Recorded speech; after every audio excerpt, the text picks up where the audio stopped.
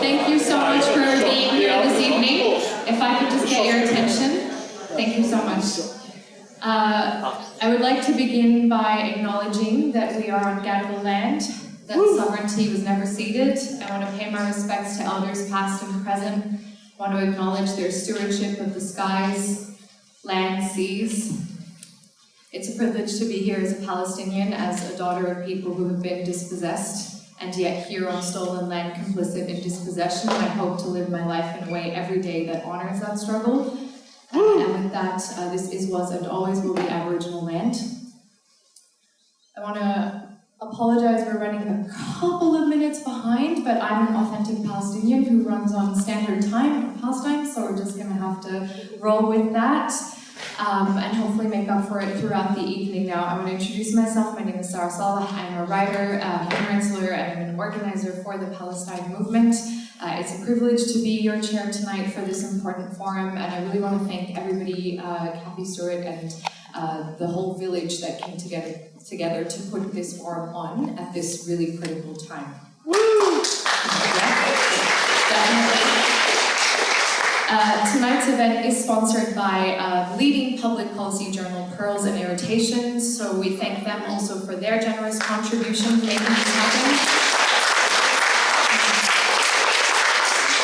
The way tonight's going to go, we are going to have two speakers, a short break where we're going to screen a short video, and then we're going to hear from our two remaining speakers. We will, of course, have time for questions at the end, so if you have any burning desires, any questions you want to ask relevant to the topic, we'll make sure to open the floor at the end, and you have an opportunity to ask our speakers. To kick us off, we're going to start with Stuart Rees, who is... All right, of course, Stuart needs no introduction, but I will introduce him anyway. Stuart Rees is a member of Australians for Humanity, a founder, the inaugural founder, director of Sydney Peace Foundation, a professor emeritus at the University of Sydney, and of course, one of our speakers tonight. He will be speaking to the topic, why MPs and candidates' attitudes to genocide in Palestine is a major election issue. Over to you, Stuart. Thank you, Sarah, and let me echo the tribute you've paid to the elders of the Gadigal people of the Eora Nation here. It's always pertinent to make that acknowledgement at a meeting like this because we're trying to do something about the lives and the human rights of another Indigenous people, the people of Palestine. I'm going to speak, I'm only going to give you one proposition, and that's about what I would call the way universalism in human rights embraces the Palestinian cause. What I'm saying is that the inalienable rights of the Palestinian people to self-determination are a collective responsibility. That's to say, they're not left alone to struggle by themselves. We all have that responsibility. The theory, the ideology, if you like, that I'm talking about in terms of this universalism is about the dispersion of power, it's about interdependence, it's about reciprocity, it's about inclusiveness and generosity. Now, I want to illustrate those claims with reference to three pillars, if you like. The first concerns some extracts from international humanitarian law. The second concerns certain principles that will be obvious to all of you, principles that give backing to social and economic policies in this country and elsewhere. And the third pillar is really about a lightness of touch. It's about the inspiration for universalism that we can derive from great music and great art and great dance and great poetry. So we'll proceed with those three pillars. 1948, Universal Declaration of Human Rights, Clause 3 says that everybody is entitled to freedom, liberty, and security of the self. No exceptions to the rule. To embrace everybody.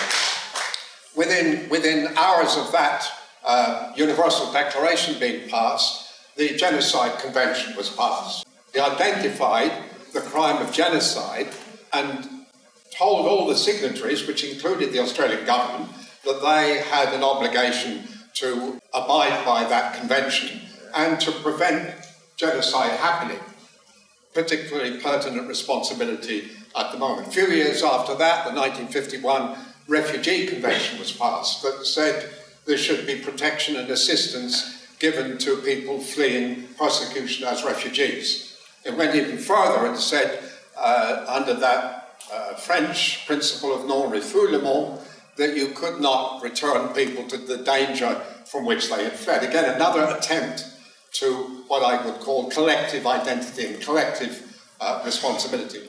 In the past 12 months, of course, the International Court of Justice has passed rulings which have particular pertinence to the Palestinian situation. The first one refers to the illegality of Israel's occupation and the need to pay reparations to the Palestinian people. The second ruling referred to a plausible case for genocide. I'm not sure how much longer it must be plausible.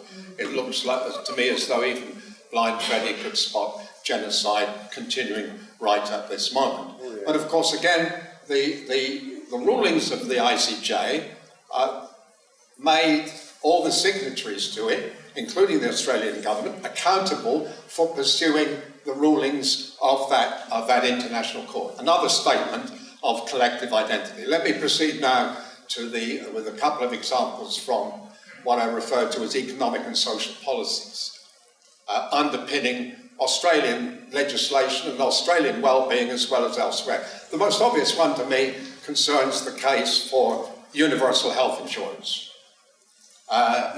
We might take it for granted now. When it was first crafted and designed, it was referred to as the gift relationship. We all contribute to the well-being of somebody we don't know. The gift relationship, the gift given to a stranger without expectation of reward. Very, very noble sentiment in total contrast to the thuggery that we witnessed in the Oval Office only last week. Now, given that the Israelis have gone out of their way to kill as many doctors, nurses, cleaners, ambulance drivers as possible, and to destroy every hospital in Gaza, it seems to me long overdue that the Australian government, that means all of us, should be making offers of help in terms of medical care and health care to the reconstruction, to helping the people of Gaza. Another collective responsibility. Even if the offer's turned round, it would be better to make that offer than to stay silent when Trump says he's going to empty the Gaza Strip and make it into a French Riviera. So perhaps one last example from social policy concerns the social development goals of the UN. 2015, again, meant to embrace everybody. Another universalist statement concerned largely with the eradication of poverty, with education and healthcare, with access to clean water and sanitation. The underpinning lines of that statement from the United Nations are about the goal of establishing peace and prosperity for all. Okay, let me come now thirdly to the light-hearted touch, if you like. The inspiration for universalism that we get from great commentators, starting with Martin Luther King. In his letter from Birmingham jail, he reminded all of us that injustice anywhere was a threat to justice everywhere. What could be more a greater collective statement than that? My observation of the Mardi Gras parade in Sydney last week seemed to me a statement of the values of that could be written into policy, irrespective of age, occupation, profession, ethnic origin, religious membership, sexual orientation are coming together. That seemed to be important. Last couple of examples, because it's an abuse of power for elderly academics to go on for too long. think of Bob Dylan's song "Blowing in the Wind," and I think he was addressing the people of Palestine. For how many years must the people exist before they're allowed to be free? For how many times must a man look up and pretend that he just doesn't see? Of course, he said the answer to that was blowing in the wind. My response to that is to steal from a wonderful Australian Aboriginal poet, inaugural, who 70 years earlier anticipated Bob Dylan's question when she was subject to appalling, cruel persecution, racist persecution in this country. Instead of responding in an angry way, she wrote, "All one race. I'm for humankind, not coloured jibes. I'm international, never mind tribes. I'm international, never mind place. I'm for humanity, all one race." And that's the basis of this Vote for Humanity campaign. This is the basis of voting for human rights and refusing to pretend that we can hold an election in this country as though Gaza has not occurred. Thank you. Yeah. Woo! Yeah. Our next speaker is Azz Fahmi. Azz Fahmi is a human rights and mental health advocate and has worked with UNHCR, Islamic Relief, and other community organizations, as well as in refugee camps in Jordan and Turkey, and in school programs with refugee children. Some of you might know her as the illustrious Azz News, your best and alternative source of news on Instagram, so make sure you give her a follow. Azz, over to you. She'll be speaking about why Muslim votes matter and how to mobilize pro-Palestinian communities. Thank you so much, Sara. Sara is the queen of the Muslim community, and it's such an honour to be introduced by her. Apologies beforehand, I will be reading from my phone. So, hello, I am Azz. And before I begin, I would like to acknowledge the traditional custodians of the land of which we meet today, and pay my respects to elders past and present. Sovereignty is never ceded. This land was, is, and always will be Aboriginal land. I'm here to explain why the Muslim and Arab vote is critical in the upcoming election, and why there is growing mobilisation in southwest and western Sydney, where the majority of Muslim and Arab voters live. Since October 2023, things have been incredibly difficult for many of us, especially within the Arab and Muslim communities, and most notably, the Palestinian community. Our lives have been dramatically affected, and we've witnessed the world change in ways we could never have imagined. When I used to hear about the Nakba of 1948, otherwise known as the catastrophe, I didn't imagine we would ever witness something just as devastating, if not more, in this day and age. But here we are. We've seen the horrifying reality of the world's first live-streamed genocide unfolding before our eyes. We've witnessed images too brutal to put into words, images that have left us emotionally shattered. Let's talk about images for a moment. There is a compelling power in the visual medium, whether it's the unforgettable image of a young Vietnamese girl heavily burned and running completely naked in fear after her village was attacked, or the lifeless body of a 2-year-old Syrian washed up on a Turkish beach. Images have the power to move and galvanise people in ways that politicians and their spin doctoring can't. It's the reason why the media used the disgraceful embedded journalism nonsense during the illegal invasion of Iraq.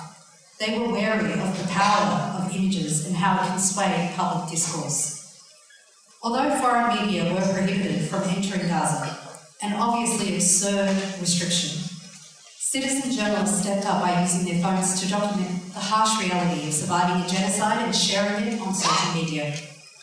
Journalists such as Mu'taz, Bisan, Pleskia and others were instrumental in revealing the truth to the world, and the impact was profound. The pro-Palestine movement grew at an extraordinary pace, which prompted many pro-Israeli groups to panic and push for the rapid passage of legislation, in particular US Congress. A leaked audio revealed the CEO of the pro-Israel Anti-Defamation League expressing concern over the influence of TikTok. In the recording, he stated, "We have a TikTok problem. The issue of the United States' support for Israel is not about political affiliation. It's about generational divides. It's not left or right, it's young and old. We really have a TikTok problem, a Gen Z problem." Not long after this audio leaked, Congress moved to ban TikTok in the United States. Shame. We are now seeing similar events unfold in Australia, where new laws are being rushed through to suppress free speech and pay criticism of a foreign state and their egregious human rights violations with anti-Semitism. We have seen politicians in this country express more concern over graffiti, which the police claim is allegedly orchestrated by so-called foreign agents, than over the countless innocent lives brutally lost in this genocide. The official death toll in Gaza has not been updated for some time, with some speculating that this may be due to record keepers being killed by Israel. Prior to October 2023, Gaza had a population of over 2.23 million people. Recently, what some have described as a Freudian slip, Trump stated there were 1.7 million people left in Gaza, suggesting that the true death toll could be closer to 500,000. However, only time will reveal the extent of the devastation. Meanwhile, many Australians have begun to confront the reality of what is happening, despite the legacy media's inaccurate reporting and deliberate disinformation campaigns. The Arab and Muslim communities, however, have long been acutely aware of the dire situation in Palestine, including the significant human rights violations and widespread violence. Despite the growing public outcry, it has had little effect on those who claim to represent us. While Western governments have largely turned a blind eye, allowing Israel to carry out its actions with impunity, our own government has actively facilitated this genocide, signing lucrative contracts with Israeli weapons manufacturers, providing substantial funding to pro-Israel lobbies, and not placing an arms embargo on Israel. It is clear Australia is on the wrong side of history. Israel's actions are in clear violation of the Geneva Conventions, the rulings of the International Court of Justice and the International Criminal Court, as well as the condemnation of every reputable human rights organisation, such as Amnesty International. Yet our government has refused to cut ties with Israel. Western governments have not only failed to condemn Israel, but are actively complicit, providing unchecked funding to its actions. We have witnessed Israeli war criminal Netanyahu receive standing ovation by Congress and cozy up to Trump in the Oval Office even after an arrest warrant was issued against him. Compare this to the swift action we saw when Ukraine was invaded. Bibi for the Hague! The world condemned Russia's actions immediately, and even the International Olympic Committee and other major sporting events barred Russian athletes from competing under their flag.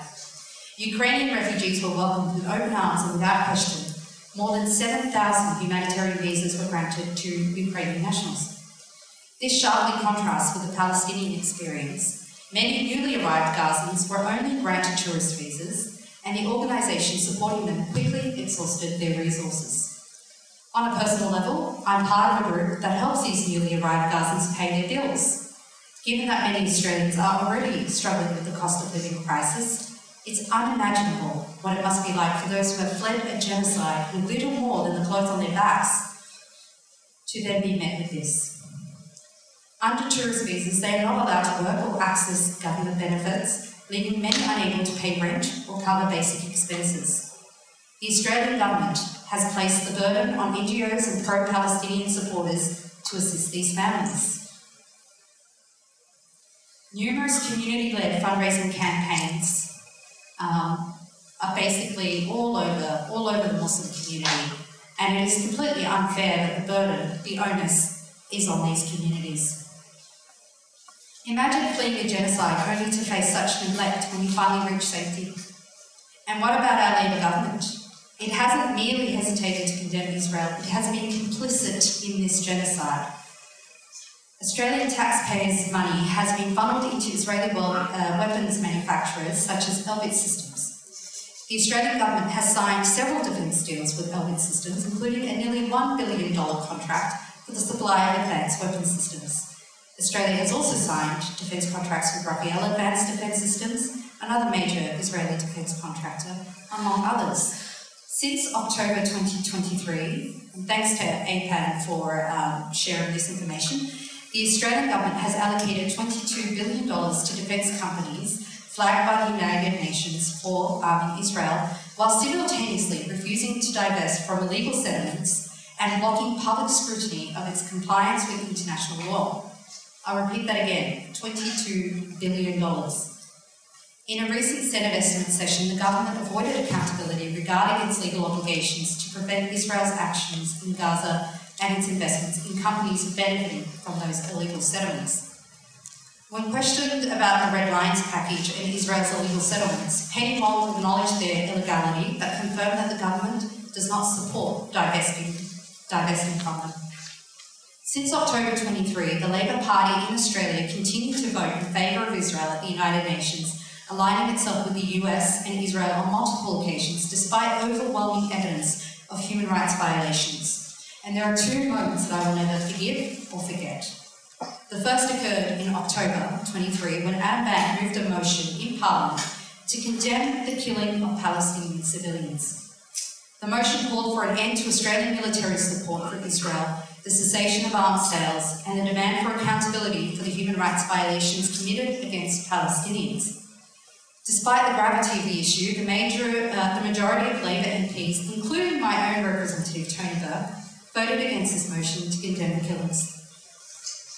The second moment was when Labor made the deeply troubling decision to pause funding to UNRWA during a humanitarian crisis, based on an unverified article with questionable sources. The Australian government failed to conduct proper due diligence, and as a manufactured famine was being orchestrated by Israel, this decision was not only misguided but also heartless. It was especially heartbreaking for me, as I had previously worked with UNRWA and witnessed firsthand the incredible work they do to support Palestinians. To make matters worse, our own communities have felt the sting of Labor's betrayal, and I mean our own within Southwest and Western Sydney. We saw Khaled Sasabi deselected for representing Australia at Biennale not long after, allegedly, Tony Burke made a call to create Australia.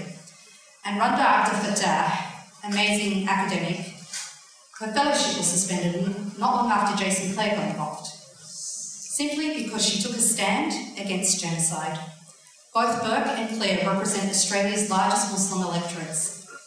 Meanwhile, universities across Australia have adopted the International Holocaust Remembrance Alliance's definition of anti-Semitism, which labels any criticism of Israel as anti-Semitic, limiting free speech on campuses and silencing voices in support of Palestine and human rights.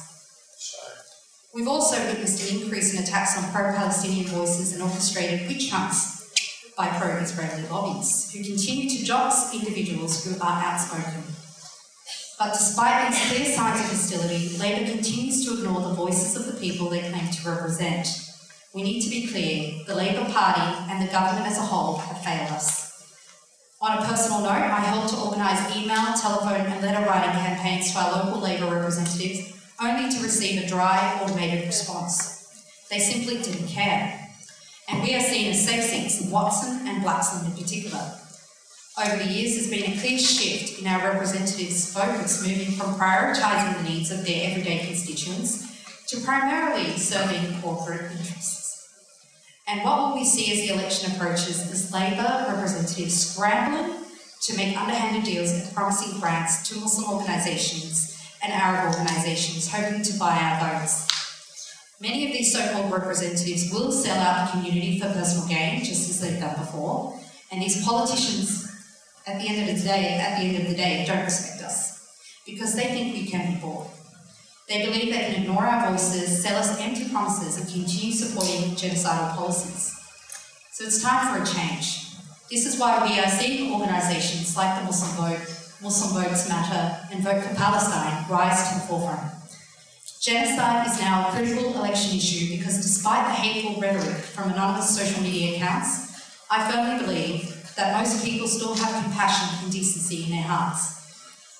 In the upcoming elections, we must send a clear message: enough is enough. The government have ignored us during this pivotal moment, and we need to make it known that we are no longer a homogenous group that can be easily manipulated. Some claim Dutton, I'll be finished soon. Some claim Dutton will undoubtedly be worse, but it doesn't mean we should settle for the status quo. Both Labor and the Coalition are part of the same problem. We must work towards creating a minority government that truly reflects our values and provides us with leverage to push for policies that genuinely benefit our community.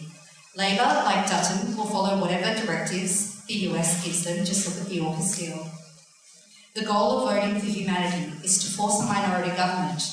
Majority governments are a form of autocracy, while minority governments are the essence of true democracy. In a minority government, independents and smaller parties like the Greens hold the balance of power, ensuring that all legislation is thoroughly negotiated, scrutinised and debated before even reaching the lower house, let alone the Senate. And I encourage everyone to look into their local independents and Greens candidates and reach out to discuss the issues that matter most to them. Then vote with your humanity, vote with your conscience, and vote with a vision for a future where equity is fought for and won.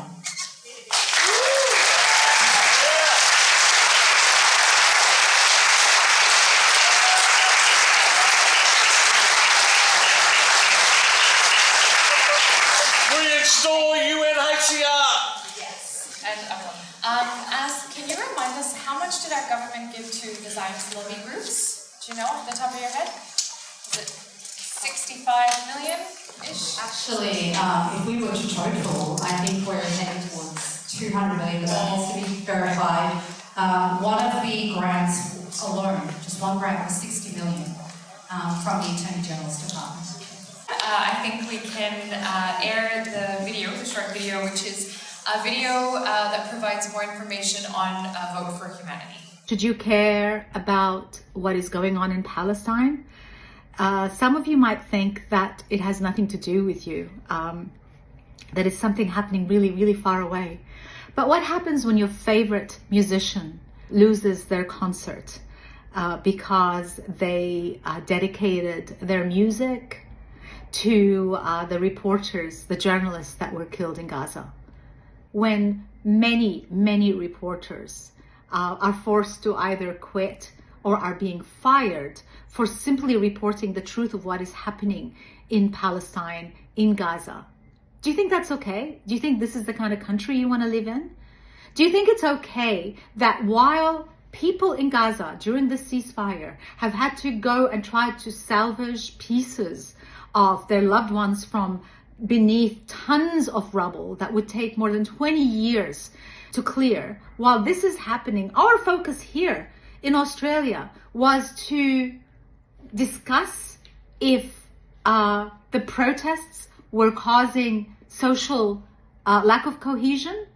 Is this the kind of country you want to live in, where this is happening and it's okay? It's okay that we accuse the protests of promoting hatred, but we're not saying that actually a genocide against an entire people is wrong. So yes, you know, this is, I would say that this is the moral issue of our time. Just think of what is at stake for you. Your freedom to criticize, your freedom to protest, your freedom to speak out when you see something is wrong. That is what is at stake. And so when I'm voting in this election, I'm going to be voting for someone who is going to be protecting these freedoms and not supporting a state that has been proven by the highest international court in the land of committing crimes against humanity and of carrying out a genocide. And I hope you do the same. In the forthcoming Australian federal election, I will vote against genocide. I will do so not only by remembering the plight, suffering, and the brutalization of the Palestinian people, especially those who have been killed in masses in Gaza, but also with the lives of fellow Australians in mind.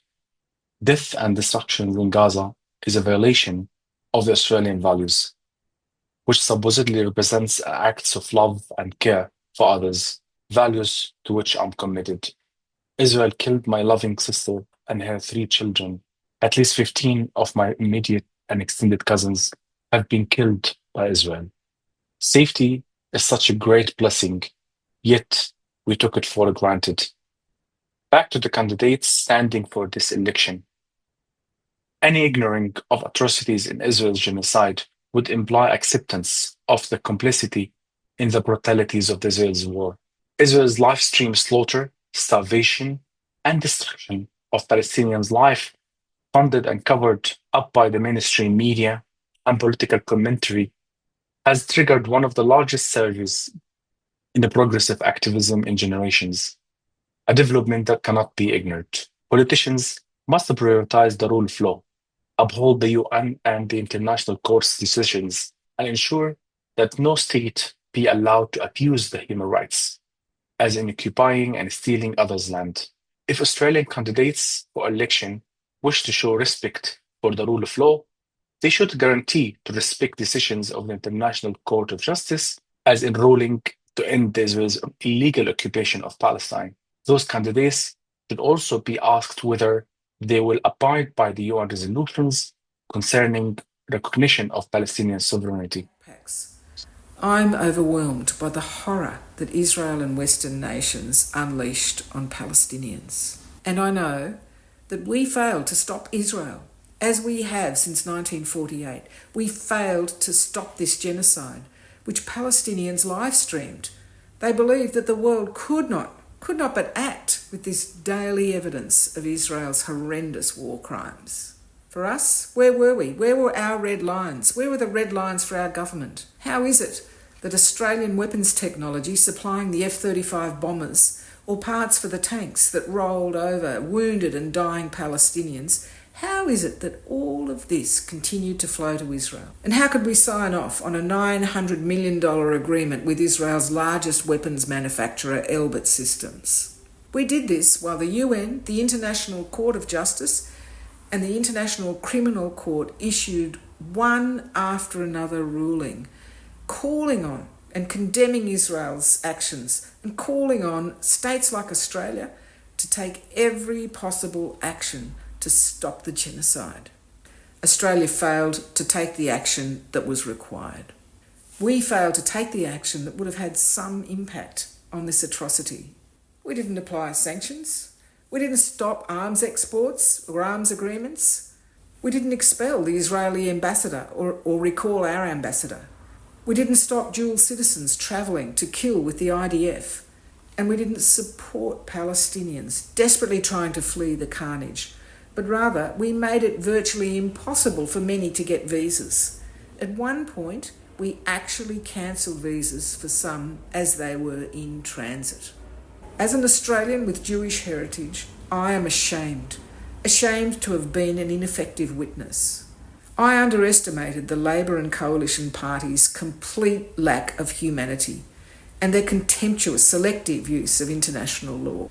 I'm appalled that the relentless Zionist-led dehumanisation of Palestinians is such that these very same politicians and our compliant media repeated lie after lie after lie, justifying the inconceivable carpet bombing of civilians and the destruction of homes, hospitals, universities, schools, mosques, and everything needed for the survival and for the maintenance of culture and life in Gaza. You know, words will never express the horror and the anger I feel at Australia's complicity. I stand up and applaud the Greens and the few independents for their steadfast position who supported justice and rights for Palestinians, and I will vote accordingly. Labor, however, and the Coalition will never ever be able to rid themselves of the evidence and of the disgrace of their complicity. You and I, we can never again be made to be onlookers to genocide. I'm here from 2 Palestinians from Gaza, the first being Sara Saleh, a renowned academic, playwright, and poet, very beloved artist, and Ayman Quader, who's an advocate and who, as he mentioned, very tragically lost his sister and their children, so his nieces and nephews, a few months into the genocide as well.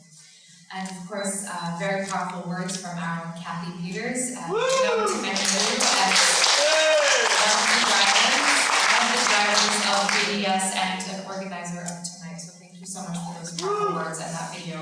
Next, we'll be hearing from Jasmine Al-Rawi. Jasmine is the Education Officer at the University of Sydney's SRC, so Student Council, and the co-convenor of Students for Palestine at the University of Sydney. Fascinating. Jasmine will be speaking to us about students' role in supporting Palestine despite the deep repression that we are seeing of student activism. Well, I'd like to start by acknowledging that we're meeting on stolen Gadigal land. Sovereignty is never ceded. It always was and always will be Aboriginal land. I think it's quite clear from the past few years that very little has changed for ordinary people. And for the Palestinians, things have only gotten worse on an unimaginable scale, financed, backed, and justified by our very own Labor government in Australia. When Donald Trump first proposed that Gaza should be ethnically cleansed of all the Palestinians living within it and turned into the French Riviera of the Middle East, Albanese refused to comment.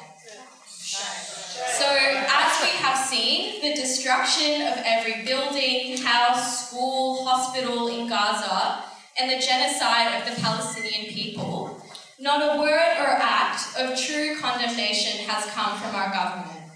Instead, our government has celebrated the election of fascists in the White House. So, I think we're all pretty across the crimes of the Labor government when it comes to the past 16 months of genocide.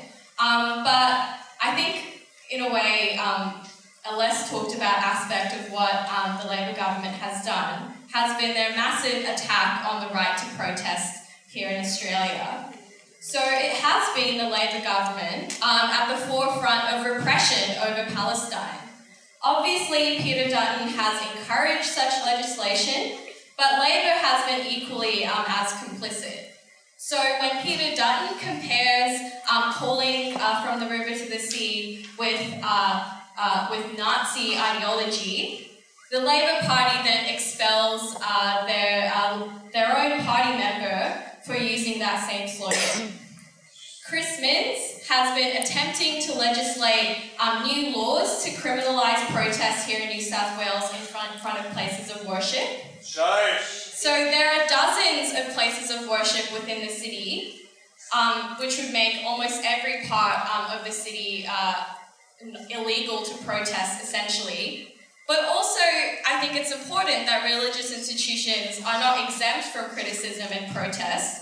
When you think of survivors of church sexual assault, but also any anti-war protesters, any First Nation protesters could be, taken to the court for trying to have a protest in the city. They have also whipped up the vilification of pro-Palestine advocacy that has had flow-on effects across society. So I'm a university student, and we have seen the explosion of repression on our campuses. Recently at my university, the University of Sydney, a student was threatened with suspension for simply writing the Gaza death toll on a whiteboard with a whiteboard marker. Outrageous attempt to silence the most civil amount of advocacy for Palestine. And it has certainly been under the pressure of the Labor government that now 39 universities across the country have adopted a very controversial definition of anti-Semitism that stifles free speech. So Universities Australia has adopted this new definition, which the Jewish Council of Australia has called a dangerous and politicised definition of anti-Semitism, which threatens academic freedom and will have a chilling effect on legitimate criticism of Israel and risks institutionalizing anti-Palestinian racism. So by weaponizing anti-Semitism, the definition therefore actually, I think, hinders rather than advances the cause of opposing all instances of racism.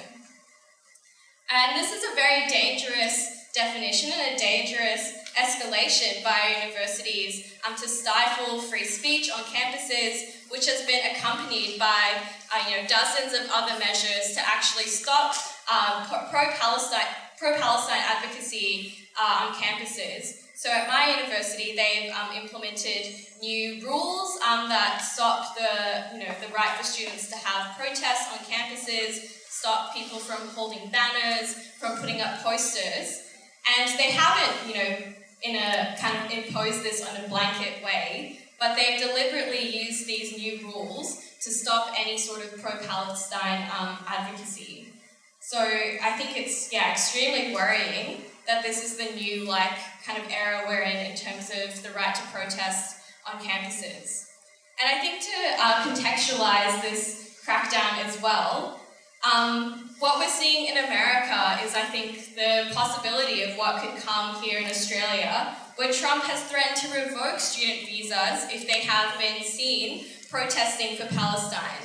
This week, he has threatened also to imprison student activists and have them expelled and deported, and to halt all federal funding to any university that has allowed what he calls illegal protests.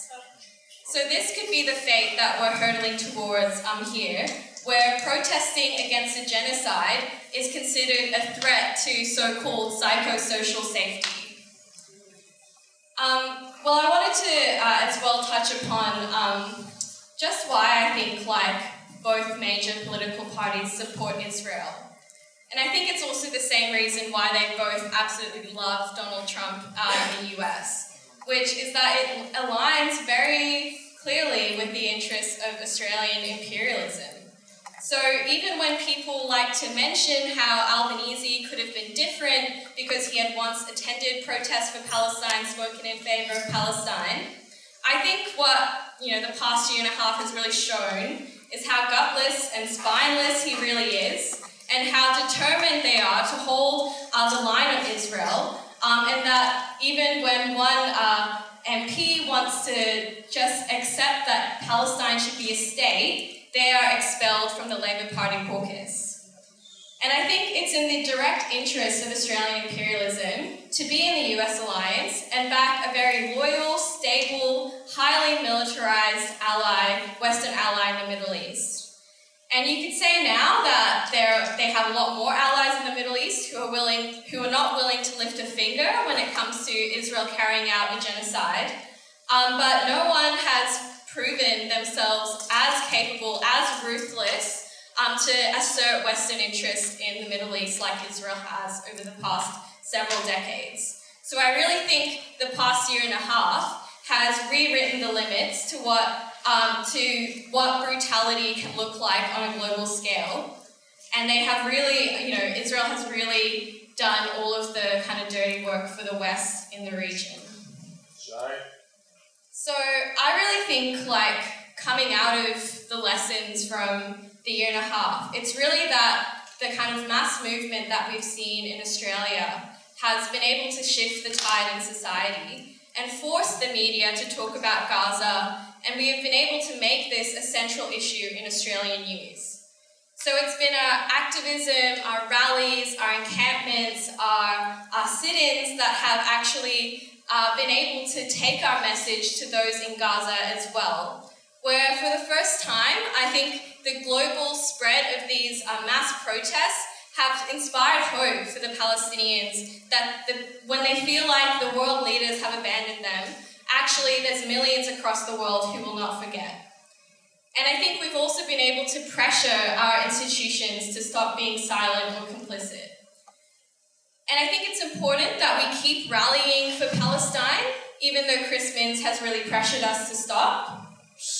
He has tried every, rule in the book in order to stop pro-Palestine protests from happening in Sydney. Yet we have continued to stand against that, stand against his threats, stand against all of the media backlash that we've gotten as well. Yeah! And I think it's important that despite the ceasefire, we have continued this movement for Palestine. Because we know that Gaza will never be the same.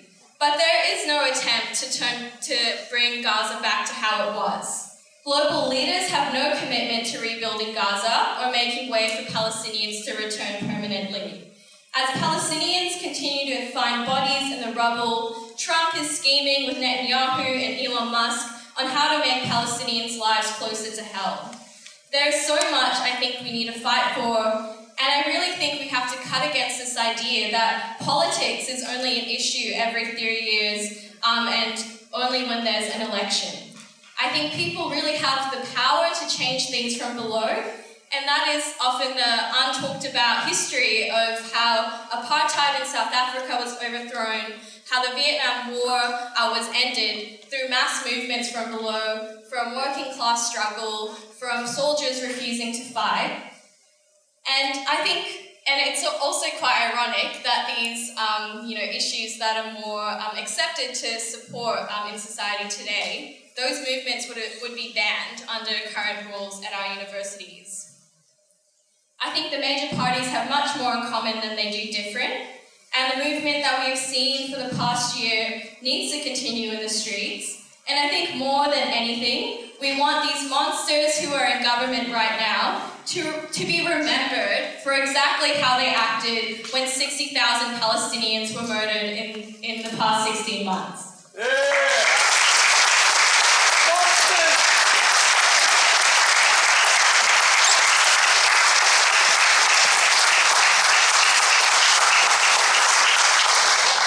Thank you, Jasmine. From First Nations to civil rights to Palestine, we know that campuses have always been a critical site or ground zero of activism, and that is why the crackdown is so severe. We do need reinforcements, all hands on deck, and we should make sure that this is a focus for us, a focus in the upcoming elections, but also beyond, as Jasmine says. Before we open up the floor for questions, we'll be hearing from our last speaker of the evening, and that's Nikolai Haddad. Nikolai is an activist, a secretary of the Arab Theatre Studio Artists Collective, and an employment and discrimination lawyer. Nikolai Haddad will be speaking to the silencing pro-Palestine speech effect, how to convert public backlash, the backlash that we're seeing, into an election issue, and also how we can respond as a movement.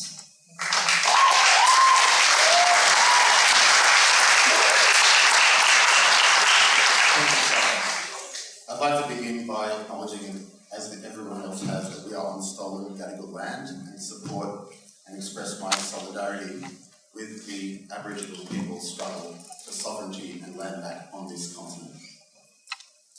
The last 18 months has witnessed a state-sponsored campaign of repression not seen since the anti-communist witch hunts of the McCarthy era. The atmosphere is stifling, the attacks on dissent relentless, and this begs the question, how can we vote for humanity when we can't even speak for it?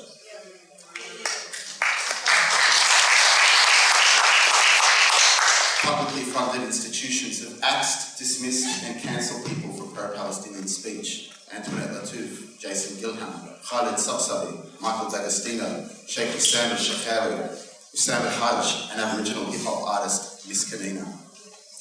Well-funded lobby groups have engaged in lawfare against individuals to impose a legal and financial cost for speech critical of Israel. Complaints have been filed against Mary Kostakidis and Sydney University academics Nick Reimer and John Kane. It's a dangerous attempt to make Zionism a protected category of discrimination law like race, sex, disability, or age. Then there are the deep-seated structural biases in all levels of public discourse on Palestine, which is founded in the political economy of Western imperialism, Orientalism, philo-Semitism, media ownership, and the geographical location and cultural orientation of journalists and writers. This bias always presents the violence of the colonised as brutal, subhuman, uniquely evil, and the cause of conflict, whilst the far greater generative violence of the colonisers and colonisation itself is falsely presented as reactive. They demand that we critique Israel with kid gloves and police our reactions to the devastating violence visited upon our peoples and homelands. They discipline us into accommodating the feelings of those who support genocide by weaponising concepts like social cohesion, civility and cultural safety in the service of perceived power.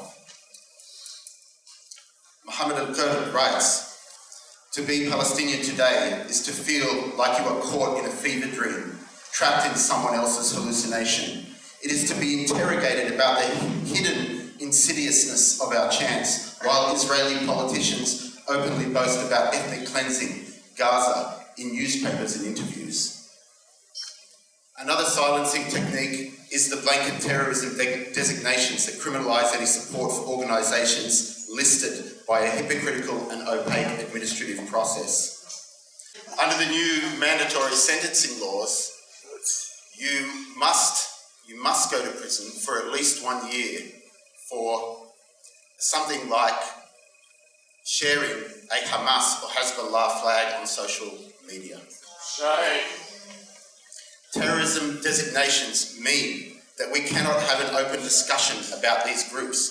We can't talk properly about their history, governmental role, what they did or did not do, or how international law applies to them without the very real threat that you might face criminal charges if you are perceived as supporting them. But it's not all doom and gloom. The public backlash against silencing has been powerful and widespread. The cancelling of journalists and artists has been an own goal for News Corp and the pro-Israel lobbyists, exposing the extent of their harmful influence on Australian politics and institutions. When Creative Australia cancelled Khalid Sabsabi and Michael D'Agostino, the very next day an online meeting of Western Sydney artists reached capacity of 100 in mere minutes. 4,500 artists and cultural workers signed a statement. Many organisations put out their own statements. Critical articles appeared in the mainstream media and arts workers resigned from their positions in protest. The mobilisation against the genocide has also been unprecedented. Weekly protests of thousands of people, organisation in union, civil society, snap rallies, 3 to 4 political or cultural events each week. The importance of forums like this is to turn this mobilisation into organisation to make political change.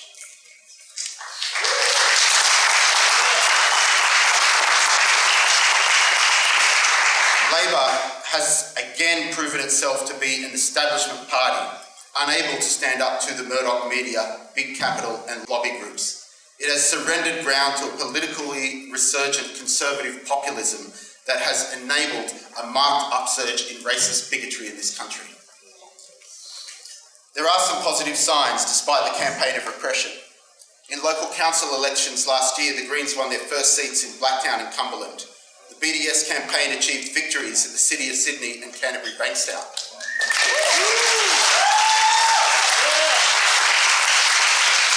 The Greens increased their vote in yesterday's Western Australian elections, and the picture of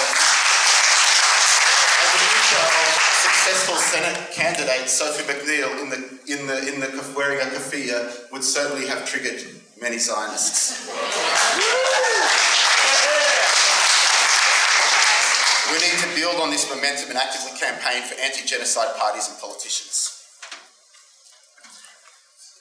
But as people who care about humanity, we must also develop an ethical and strategic praxis to radically contest the structural biases and top-down silencing of dissent. We must not buy into the distractions, always use our platforms to bring the topic of discussion back to Israel's actions on the ground. Liberal Zionism is a dead end. There is no such thing as benign settler colonialism or inclusive supremacy. It also doesn't exist as a political force to speak of on the ground. The centrist Israeli Labour Party has only 4 seats out of 120 in the Knesset. Left-wing parties have none. According to a recent poll, just 3% of Jewish Israelis oppose Trump's ethnic cleansing plan as immoral. We must avoid exceptionalising anti-Semitism. We know that the data set is all wrong because the numbers include speech critical of Israel. You have to read the submissions into the Senate inquiry to see the actual examples, which have been obscured in a frenzy of media coverage. Giving into this narrative is a strategic dead end, as we saw with the Jeremy Corbyn campaign in the UK. Yeah, Jeremy. After Trump cancelled $400 million of funding to Columbia University, former Professor Catherine Franke said, "If you grovel before a bully, it just emboldens the bully." The answer is a broad anti-racism framework, one that recognises that we are on stolen land and that there should be no special categories of racism except for that visited upon Aboriginal peoples as a consequence of the ongoing settler colonialism in this area.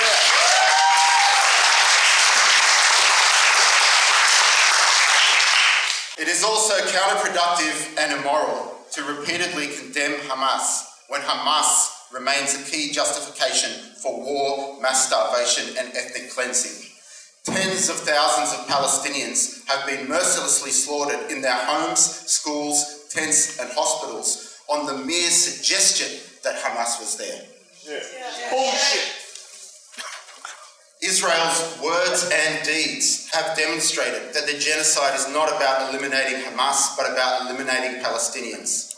Trump's plan and the ongoing violence and dispossession in the West Bank has proven this beyond doubt. It's way past time to stop adding fuel to that fire. Yeah. The truth comes out in the long run. Facts have a way of emerging from propaganda, but often too late and after the damage has already been done.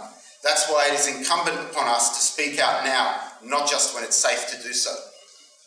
The alternative to capitulation is organisation. We need to get our members involved in these discussions and address these issues head on. We need to be principled in our advocacy, because this is not just about Palestine and Lebanon, it's about Sudan, Congo, Kashmir, Kanaki and more. It's about the very idea of international law, accountability, self-determination, democracy and freedom of speech. It's about the survival of our planet. The very multilateral institutions that are meant to lead action on climate change have been undermined in favour of Israel's impunity for war crimes. As voices for humanity, we need to be fearless in our opposition to the ongoing Nakba in Palestine. But we need to do more than just express sympathy with dead Palestinian bodies. We need to be steadfast in our solidarity with the Palestinian struggle for liberation, from the river to the sea.